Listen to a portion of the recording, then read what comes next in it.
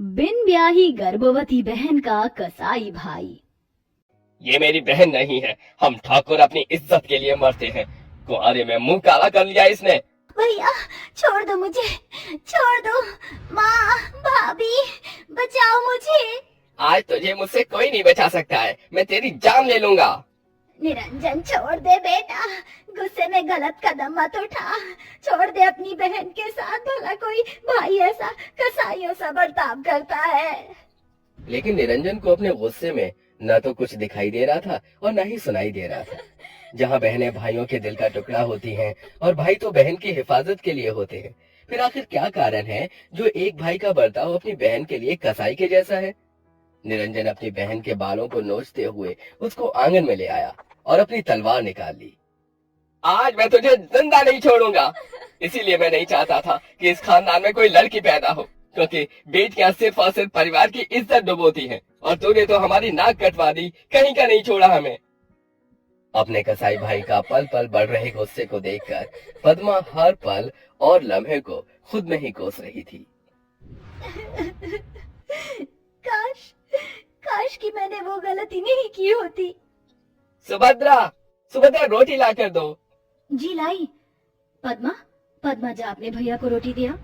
मैं नहीं भाभी, आप मुझे कोई और काम दे दो, लेकिन मौत के मुंह में मत भेजो प्लीज।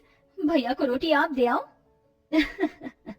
पद्मा, तू ना पहली ऐसी बहन है जो अपने भाई से इतना डरती है, जैसे कि निरंजन तुझे कच्चा ही खा जाएंगे। ठाकुरों के परिवार में जन्मी पद्मा इकलौती लड़की है। घर में दर्जनों नौकर चाकर हैं। निरंजन को अपनी बहन से बहुत लगाव है, लेकिन वो मिजाज का बहुत ही गुस्सैल है। इसलिए परिवार से लेकर घर के नौकर चाकर भी उसका डर मानते थे। आज क्या पहनूं कुछ भी समझ नहीं आ रहा। ये गुलाबी वाला सूट पहनती हूँ। पद्मा शीशे के आगे गुनगुनाते हुए तैयार होने लगती है। मेरी बिंदिया तेरी निंदिया ना चुरा ले तो कहना, मेरा काजल तुझको पागल ना बना दे तो कहना। तैयार होने के बीच बीच में भी उसका ध्यान फोन में ही था। तभी फोन आता है। फोन पर लिखे नाम को पढ़ते ही पद्मा का चेहरा खिल गया, और ऐसा अक्सर तभी होता है जब इंसान प्यार में पड़ा हो। अरे तुम कहाँ रह गई? जाना, मैं इंतजार कर रहा हूँ। सॉरी सॉरी सॉरी सॉरी, बस निकल रही हूँ चिराग। पद्मा फट से पर्स उठाकर निकल जाती है। जहाँ माता पिता निर्मला और प्रताप हॉल में बैठे थे, तभी पद्मा के हाथों में चूड़ियां खनकती देखकर भाई निरंजन बड़ी ही खिसियाट से उसे देखकर गुस्सा करता है। पद्मा, ये चूड़ियां बालियां पहनकर कॉलेज में जाने की क्या जरूरत है? अरे अब नहीं पहनेगी चूड़ियां तो कब पहनेगी? तेरी बहन बड़ी हो गई है, तू जा बिटिया। जी माँ। थोड़ी देर में पद्मा कॉलेज आ जाती है, जहाँ चिराग बाहर खड़ा था। आ गई आप मैडम जी? अरे अपने आशिक को इतना कौन इंतजार करवाता है? चलो बताओ कैसी लग रही हूँ मैं? एकदम चुड़ैल। अच्छा जी, मैं बुरी लग रही हूँ? चिराग लेके भी ढूंढोगे ना तो भी मेरी जैसी नहीं मिलने वाली। ये तो तुमने एकदम ठीक कहा। तुम्हारा खूबसूरत दूध सा बदन मेरे अंदर आग लगा देता है तुम्हें पाने की।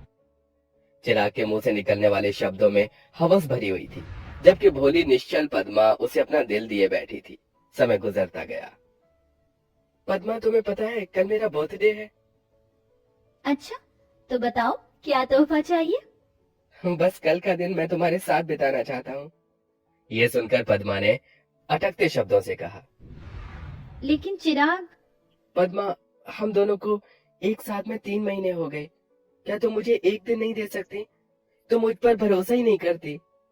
चिराग की इमोशनल बातों में आकर पद्मा मान गई। ठीक है, मैं आऊंगी। तभी पद्मा चिराग से बातें कर रही होती है कि कमरे के बाहर से गुजरते हुए उसका भाई निरंजन रुक गया और अंदर आ गया। पद्मा का चेहरा पीला पड़ गया। भैया आप। पद्मा, सोई क्यों नहीं अब तक? शरीफ घरानों की लड़कियां इतनी रात तक नहीं जागती। बस सोने जा रही थी भैया। निरंजन ने अपनी बहन के चेहरे पर डर देखकर प्यार जताते हुए कहा। क्या हुआ, डर गई भैया से? देख बहन, तुझे लगता होगा कि तेरा भाई कितना कसाई है, लेकिन इस भाई के लिए तू बहुत प्यारी है। लेकिन उससे भी प्यारी मुझे तेरी इज्जत है। इस घर की इज्जत तेरे हाथों में है, इसे संभाल कर रखना। जी भैया। चल अब सो जा। अगले दिन पद्मा चिराग के पास चली आई। चिराग, ये कौन सी जगह है और कोई और यहाँ क्यों नहीं दिख रहा? अरे हम दोनों है ना, ये लो जल्दी से इसे पहन कर आ जाओ। पर चिराग, मैं इतने छोटे कपड़े नहीं पहनती। पद्मा मेरी खुशी के लिए पहन लो प्लीज।